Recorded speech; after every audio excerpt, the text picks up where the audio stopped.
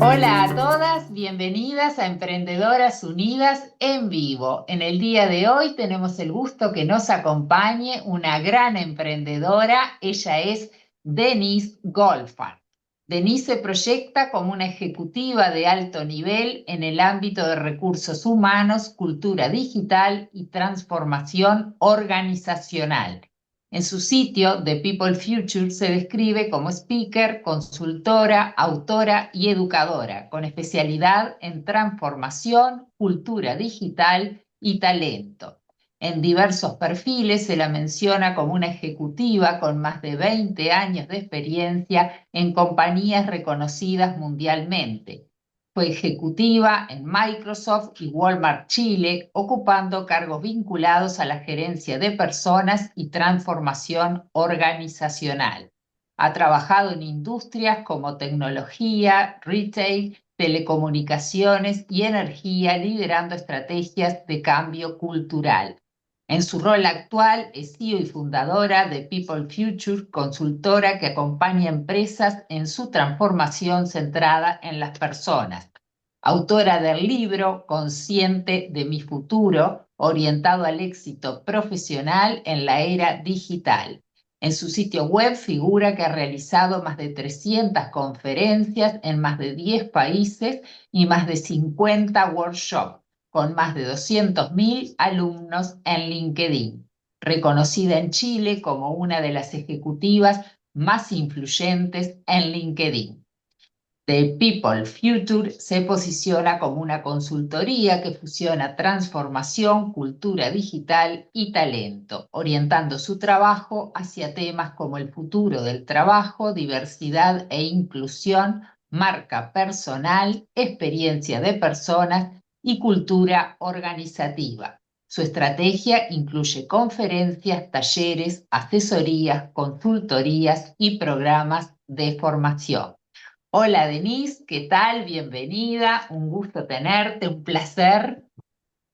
Bueno, hola Mónica, ¿cómo estás? Oye, feliz que me hayas invitado a esta conversación. Yo también que tú estés aquí. Denise, contanos qué momento en tu recorrido profesional consideras clave para dar el paso hacia fundar The People Future. Sí. Bueno, la verdad, cuando tú me presentabas, a mí todavía me llama la atención que me presenten como emprendedora. Y lo digo porque yo tuve una carrera muy tradicional. Yo soy psicóloga de formación. Trabajé siempre en el lado de psicología organizacional, en empresa. Partí trabajando a los 23 años. Y durante prácticamente los siguientes 23 años, yo trabajé en organizaciones en cargo ejecutivo y llegué al cargo de gerente de personas en Microsoft y Walmart.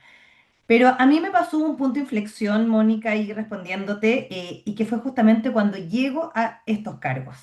Cuando llego al cargo de gerente de personas en Microsoft, que era como el cargo que yo siempre había soñado toda mi vida, yo tuve una crisis de carrera.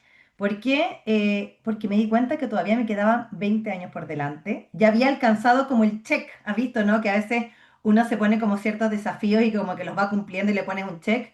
Eh, y como que yo ya había logrado, ¿verdad? Como todos los checks de lo que yo buscaba en el desarrollo de carrera, en el desarrollo de carrera tradicional. Y dije, yo parece que ya no me veo más en este rol. No me veo siendo gerente de personas por 20 años más. Y creo que llegó el momento de replantearme lo que quiero hacer y hacer algo distinto. Y la verdad es que fue un periodo que no lo pasé bien. Tuve mucha angustia, mucha incertidumbre. Dije, me atacó el impostor con todo. Me decía, Denise, tú eres psicóloga, tú solamente puedes trabajar en recursos humanos, no puedes hacer nada más. Bueno, yo decidí rebelarme frente a esto y dije, mira, yo creo que tengo que descubrir qué es lo que tengo que hacer y yo estoy segura que yo puedo aportar en distintos ámbitos. Y una de las primeras decisiones que tomé fue que tenía que volver a estudiar. Me di cuenta que durante 10 años yo no había estudiado nada, porque fue el periodo que fui mamá, entonces yo le di prioridad, la verdad, a estar en la casa.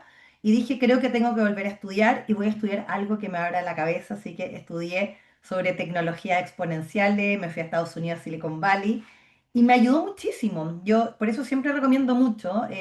Creo que estudiar, ir a cursos, no solamente te ayuda a abrir la cabeza, sino que matas dos pájaros de un tiro, porque además de actualizar tus conocimientos, muchas veces te ayuda a hacer un networking, tener otras conversaciones, conocer gente distinta, entonces en eso a mí me ayudó. Y ahí definí que en esta nueva mitad de mi carrera me veía unos pocos años más en roles de recursos humanos, pero que me gustaba mucho el ámbito de la educación, me gustaba mucho hacer charlas y me di cuenta que quería ser profesora en una universidad. El tema de consultoría vi que también era algo que yo nunca había hecho, pero que era algo que me interesaba, donde yo podía aportar y dije, y más adelante creo que yo puedo ser directora de empresa. Tú sabes que cuando yo esto lo escribí, algo me pasó. Se me quita este dolor que tenía en la panza. Y empiezan a suceder cosas. Yo creo que esto no es algo mágico, ¿verdad? No es algo místico, sino que es algo muy sencillo. Mi energía, en vez de que estuviera dispersa, cuando yo escribo un objetivo, se empieza a centralizar, se empieza a enfocar hacia esa dirección. Y ese mismo año me llaman de la Universidad Católica acá en Chile para ofrecerme ser profesora en un diploma. Era un rol que yo podía hacer compatible, ¿verdad? Además con mi trabajo. Y así es como el año 2019 empiezo a hacer clases.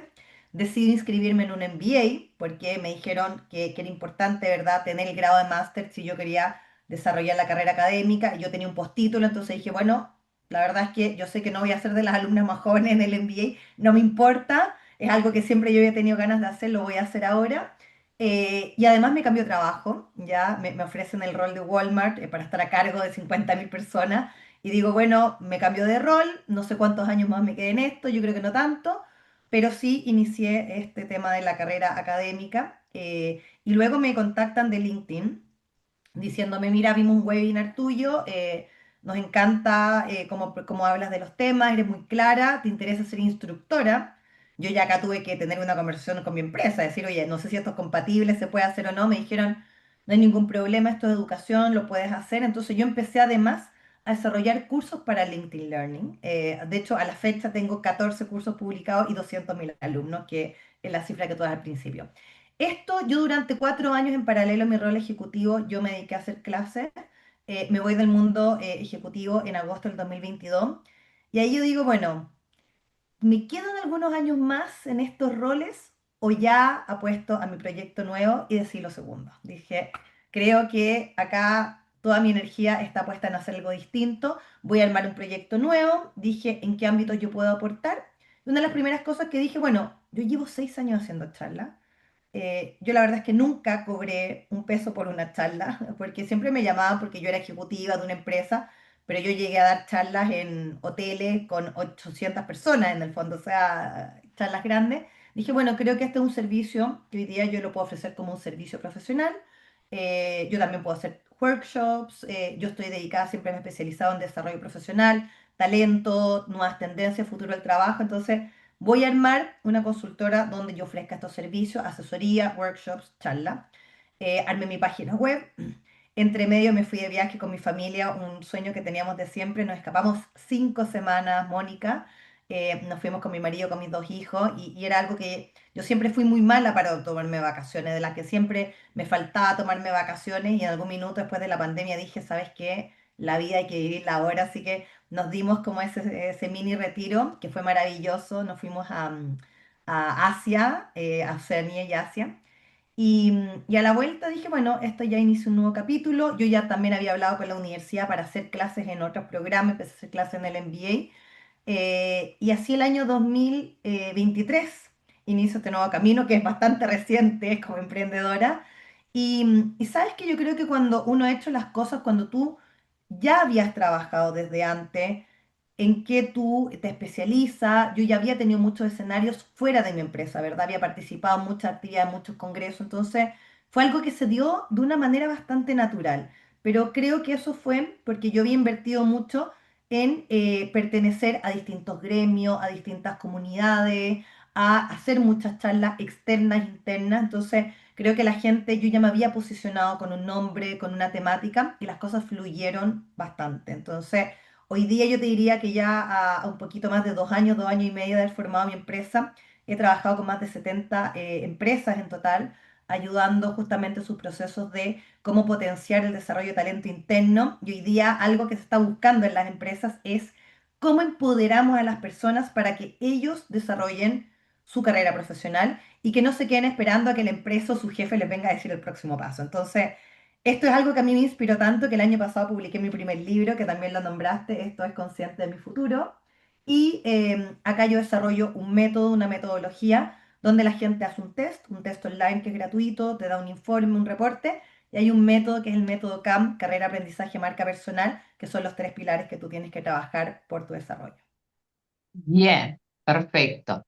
Y en tu transición de roles ejecutivos en compañías multinacionales hacia consultora y líder de cambio, ¿qué habilidades tuviste que reinventar o aprender de nuevo?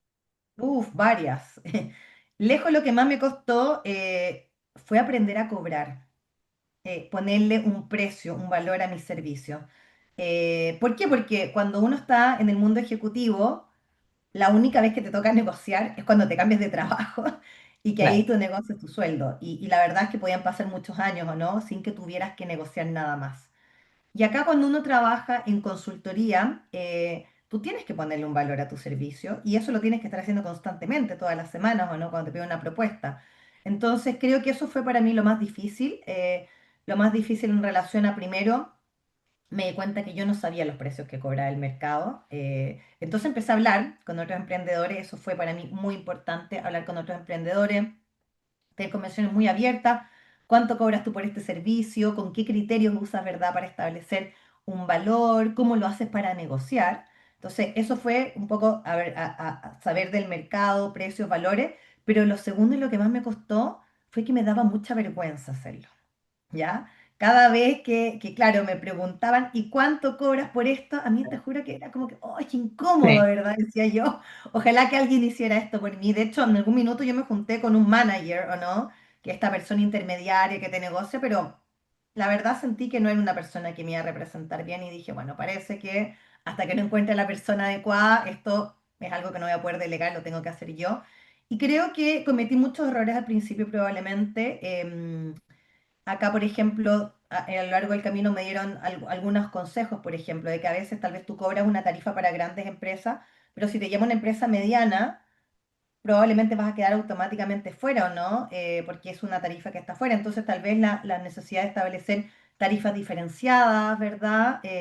Entender, ¿verdad?, qué preguntas hacerle también al cliente. Entonces, hay cosas que creo que no se pueden aprender a nivel teórico, solamente se pueden aprender en la sí. cancha, como se dice. Ujú, tal cual. Bien. ¿Y cómo definís la intersección ideal entre transformación digital y cultura organizacional centrada en las personas?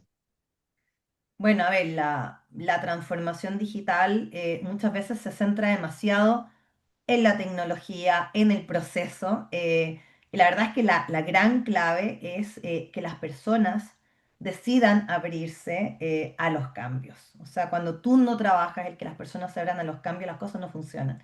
Entonces, creo que es ahí donde está el gran secreto y eso implica también hacer un buen análisis de cuál es la cultura que nosotros tenemos hoy día, cuáles son las creencias compartidas que tenemos, cuáles son las conductas que se refuerzan y tener una decisión también de cuáles de estas conductas son funcionales, ¿verdad?, para esta transformación y cuáles conductas tenemos que cambiar, cuáles son las nuevas, tal vez, conductas que nosotros tenemos que incorporar, los nuevos valores que tenemos que tener. Entonces, creo que eso tiene que ser parte de una discusión desde el principio. Y lo digo y lo recalco porque muchas veces estos procesos de transformación digital excluyen a la parte de persona o dejan al último, ¿verdad? Invitan al último al gerente de recursos humanos y creo que es un gran error. O sea, esto tiene que ser parte del diseño original. O sea, cuál es la capacidad que queremos como organización, cómo nos queremos transformar, cómo nosotros proyectamos el negocio. Y esto tiene que ir junto con la evaluación de cómo estamos nosotros en nuestra cultura, en nuestro liderazgo y con nuestro talento, cuáles son las capacidades que tenemos que desarrollar, qué cosas nuevas tenemos que empezar a hacer. Y creo que eso es realmente lo que te va a marcar el éxito. Exacto. Bien. Y en tu libro, Consciente de mi futuro, propones una fórmula para el éxito en la era digital. ¿Cuál de esos componentes costaba más internalizar en tus propias experiencias? Claro. Bueno, hay un test, ¿verdad? Yo acá lo voy a escribir por el chat, no sé acá si aparece Marcela o Mónica, Sí, perdón, o lo sí, podemos compartir. Así que invitamos a todos a que lo puedan hacer y que tengan ahí su propio diagnóstico. Es www.consciente.com con el con 100, con el perfecto, número 100. perfecto. Porque lo que no se mide no se gestiona. Entonces, por eso es difícil o no decir, estoy haciendo bien las cosas por mi desarrollo profesional, lo estoy haciendo mal. Entonces, por lo mismo, yo desarrollé este test. Este test lo desarrollé con dos expertas en psicometría, ¿verdad? Con pruebas piloto, análisis cuantitativo. Y hoy día un test que está alojado en Qualtrics, que es una plataforma de Experience Management. Y esto te permite ya tener una foto, ¿no? De 0 a 100, ¿dónde estás tú? El promedio es 68%, entonces si estás por sobre, estás mejor que la media, si estás bajo, estás más bajo. Y empecé a notar ciertas tendencias, porque ya más de 3.400 personas han contestado este test. Entonces, generalmente la gente que está más en zona de confort es la gente que lleva trabajando muchos años en una misma empresa, como dependiente. Esa es la gente que yo he visto que está más dormida, la gente que tal vez está menos desafiada, menos abierta muchas veces, no siempre, a estudiar, a aprender, a pensar en sus próximos pasos, porque está muy cómoda, ¿verdad? Está en un Claro, lugar donde probablemente se siente muy a gusto, le pagan su sueldo todos los meses, entonces yo veo que ahí hay un riesgo, ¿no? Cuando uno está demasiado cómodo en una misma empresa, por muchos reconocimientos que tú hayas tenido, por muchos logros, los cargos no son para siempre. exacto, Esos cargos corporativos no son para siempre. Tengo una charla TED también que se llama Te vas a quedar sin trabajo. Entonces creo que hay un riesgo y mientras antes te des cuenta que tienes que empezar a planificar tus próximas etapas, mucho mejor. Y te digo por qué, Mónica, porque vamos a ir hasta los 100 años. Entonces claro. probablemente esto de jubilarse a los 60 años, yo no me veo jubilando a los 60 años, ¿verdad? ¿Qué voy a hacer? O sea, no voy a jugar bridge, no voy a mirar por la ventana, no voy a dedicar al jardín, o sea, yo quiero seguir aportando, tal vez no tan full time, pero yo voy a querer seguir aportando de una manera. Y los que mejor les va en este test es justamente los emprendedores. ¿Por qué? Porque el emprendedor siempre está fuera de su zona de confort, siempre está con ese grado de incertidumbre de cómo voy ajustando los servicios, los productos, cómo yo me preparo para entregar un mejor servicio, mejorar los procesos. Entonces, los que mejor les va generalmente en este test son los emprendedores, los que peor les va son los que llevan muchos años trabajando de manera dependiente. Y de estos tres grandes elementos, carrera, que habla de la proyección de carrera, corto, mediano, largo plazo, que es lo que yo me propongo. Segundo, aprendizaje, cómo yo cierro las brechas de los conocimientos, experiencia, habilidades que tengo que aprender. Y tercero, marca personal, que habla de identificar cuál es tu propuesta de valor y eso, cómo la gente se entera de dos maneras. Porque te conoce directamente, es parte de tu red de contactos o porque tú lo comunicas a nivel digital. Bueno, adivina cuál es el peor evaluado de todas esas tres dimensiones que te acabo de decir. Carrera, aprendizaje, marca personal. ¿Qué crees tú? Marca personal. Marca personal, exactamente. Eso, lejos el gran pendiente. Eso es lo que menos trabajamos, tal vez porque sentimos que no es necesario, ¿verdad? Pero cuando uno es emprendedor, yo me he dado cuenta que es el factor más importante que tú vas a tener que trabajar y lo que realmente te marca la última milla. O sea, obviamente que es importante la planificación, el prepararse, pero si la gente no te conoce, no te compra, ¿verdad? Entonces, como Exacto. emprendedor, no vas a vender y no vas a comer si eso no resulta. Entonces, es una obligación cuando uno es emprendedor trabajar de manera bien profunda tu marca personal. Que eso no tiene que ver con tu título universitario, con los roles que hayas tenido, con las empresas donde hayas trabajado, sino que con cuál es tu oferta presente y cómo te entregas valor, cómo tú solucionas una necesidad. Tener muy claro cuál es ese valor diferencial de lo que tú haces, ¿ya?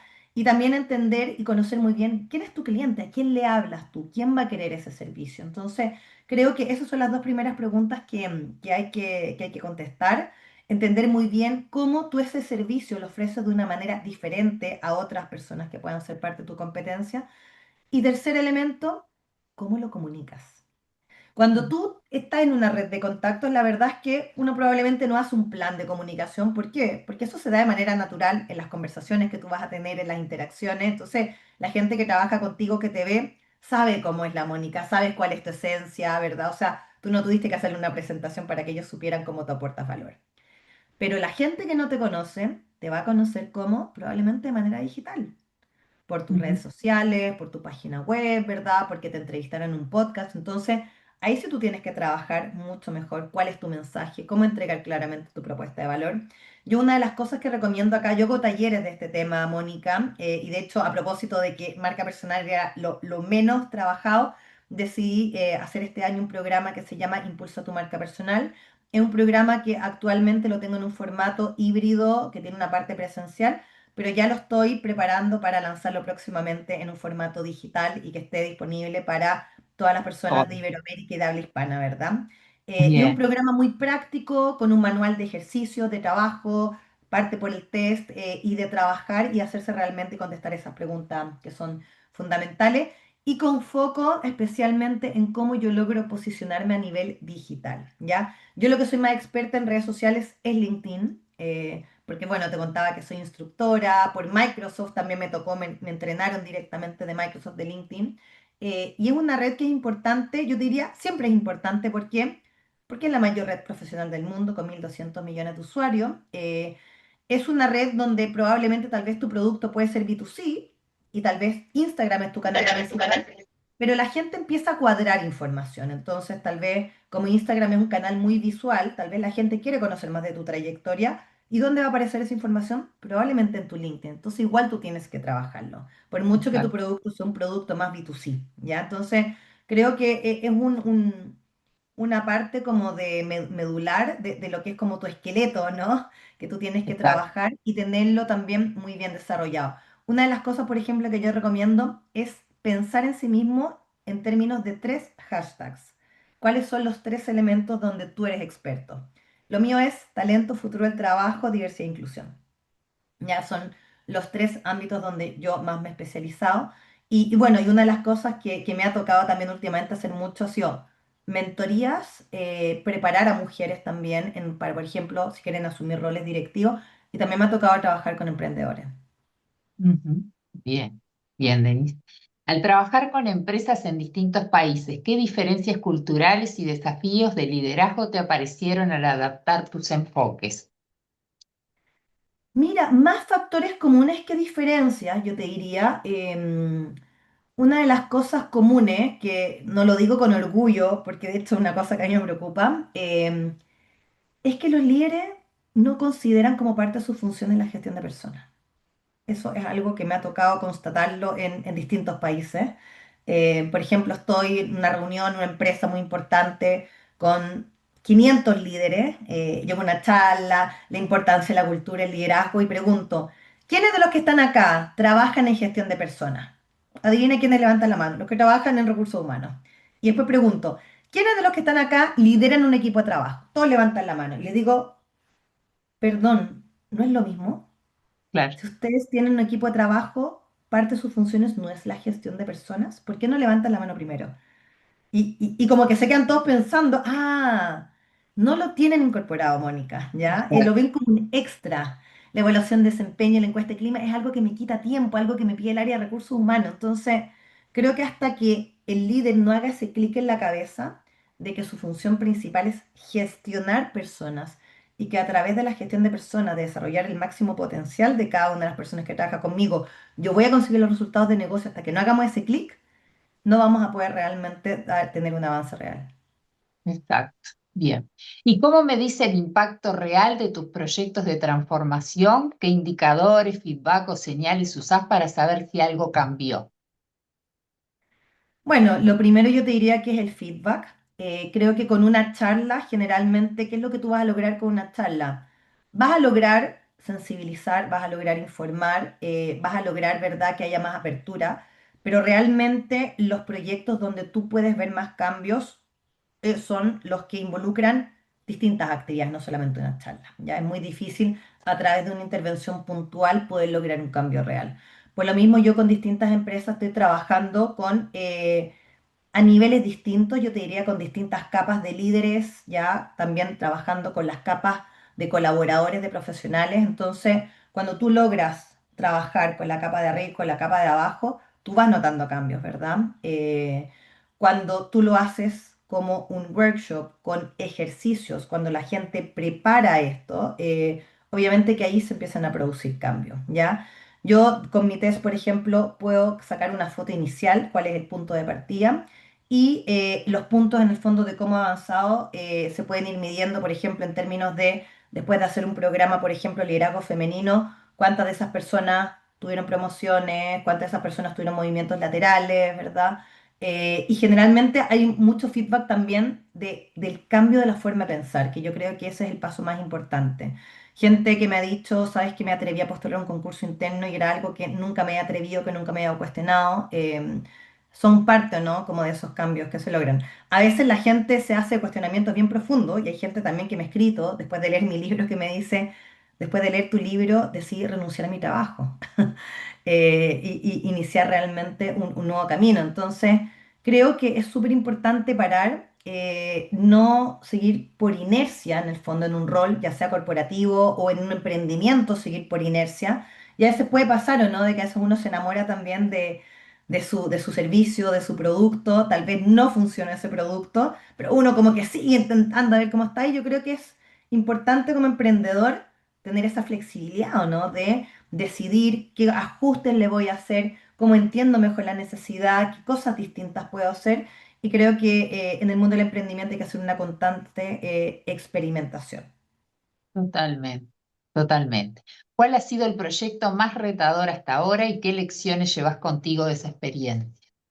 Lejos mi libro, lejos. O sea, para mí ha sido el hito más importante, mis 25 años de trabajo, escribir el libro. El libro ya lleva más de 4.000 copias vendidas, voy en la cuarta edición. Espero ahora también escribir una versión nueva compartiendo los resultados, por ejemplo, de esta herramienta de medición que he visto que la verdad es que es muy certera, ¿no? En el diagnóstico que te da.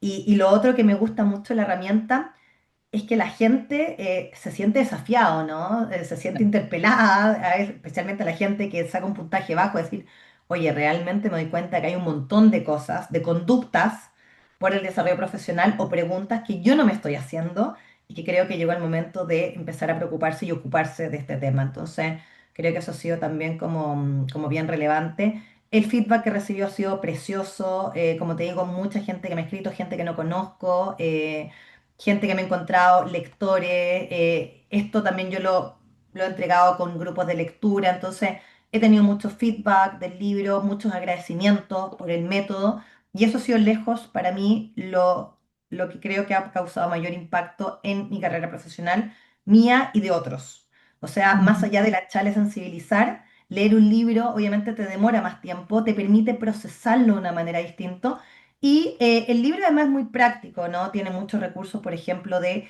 plantillas de trabajo. Acá, por ejemplo, está la plantilla de la letra M, cómo trabajar tu marca personal. Cada una tiene una plantilla, la C, la A y la M, entonces creo que el llevarlo a un modo práctico es relevante.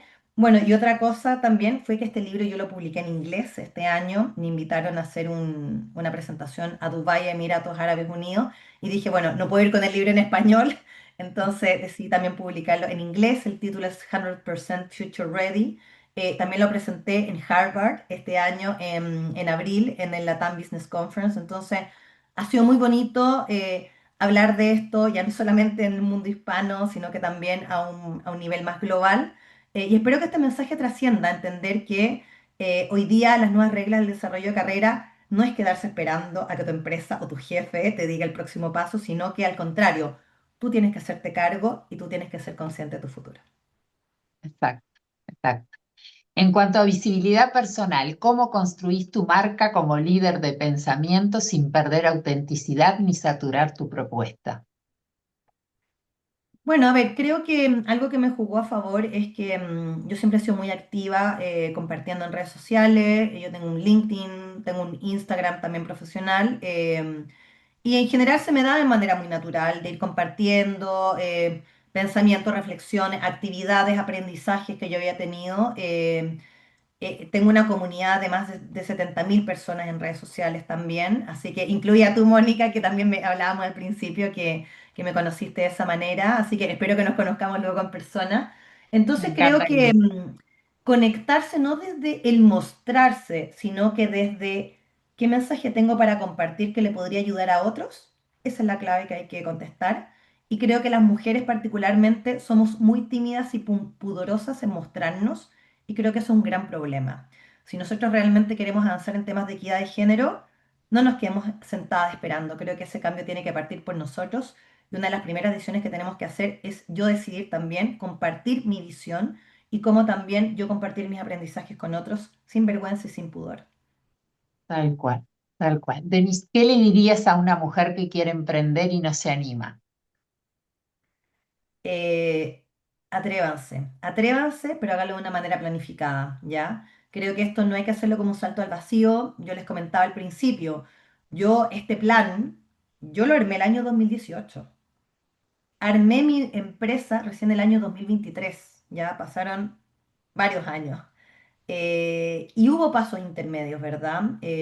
Donde cuando yo empecé a hacer clases por primera vez, yo recibí un ingreso distinto a mi ingreso corporativo. Y creo que eso también es algo que es importante poder tener, diversificar la fuente de ingresos. A mí eso es algo que me resultó mucho, el poder no tener todos los huevos en una misma canasta, ya diversificar el riesgo. Entonces, creo que eso es uno de los consejos que se puede hacer. Entonces, no es que yo vaya a renunciar a un cargo y me voy a lanzar con mi emprendimiento desde cero. Yo eso no lo haría porque obviamente hay responsabilidad. Yo tengo muchas responsabilidades en mi casa también. No puedo, no tenía el espacio de dejar de aportar mensualmente. Entonces creo que hay que hacerlo de manera planificada. Ojalá partir chiquitito, ojalá poder diversificar esta fuente de ingreso, tener ahorros también a la mano para poder hacer ese salto y hablar con muchos emprendedores. Eso lo que más me sirvió. Fundamental. ¿Y cómo te ves en el futuro, Denise? Uf, mira, yo siempre soy buena para planificar. Ahora en este periodo más reciente me planifico en general a un año. Cada vez que parte un año yo me pongo distintas metas. Te puedo compartir las metas de este año porque todavía no he definido las del Sí, próximo año, pero perfecto. este año mis tres metas eran, primero, desarrollar un programa B2C. Como yo trabajo principalmente para empresas B2B, dije, creo que llegó la hora de yo ofrecer algo, un programa abierto que cualquier persona tenga acceso a conocer mi metodología y poder ayudarlo. Entonces, eso lo logré, ya más de 120 personas este año se inscribieron en mis programas, así que espero hacerlo próximamente en esta versión digital. Segundo objetivo, llegar al mercado mexicano. De hecho, este domingo me voy a México, así que estoy participando en varios eventos también del mercado mexicano. Me parece un mercado súper interesante, mucho por hacer también en sentido de aportar empresa, desarrollo profesional y temas de liderazgo femenino. Y mi tercer desafío también era participar en un directorio y eso también se concretó en marzo de este año. Estoy como directora en una empresa de tecnología que se llama Appiux Tech, así que mis tres objetivos este año, podría decir bien. Todavía no he pensado lo del próximo año, probablemente trabajar con más profundidad en un par de mercados, México, Colombia, aparte de Chile, y seguir trabajando en programas de alto valor, siguiendo tu pregunta, ¿no? Más allá de las charlas que lo hago mucho, a mí me interesa aportar valor y cómo poder hacer una medición y lograr cambios reales dentro de las organizaciones y dentro de las personas. Divino, me encanta. ¿Quieres dar tus redes, Denise? Bueno, en LinkedIn me siguen por mi nombre, Denise Goldfarb, lo van a encontrar. Y Denise-Goldfarb en Instagram también es mi canal de Instagram. Y tengo también un canal YouTube ahí con shorts y con videos también donde van a poder ver distintas entrevistas y podcasts.